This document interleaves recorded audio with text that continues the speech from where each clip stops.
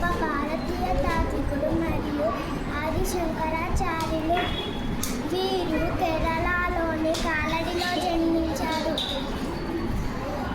వీరు 32 సంవత్సరాలలోనే దేశవ్యాప్తంగా నలుదిక్కుల 4 వేదాలను స్థాపించారు. వీరు స్తోత్రాలను రచనలను రచించారు. వీరు రచించిన స్తోత్రాలలో భజగోవింద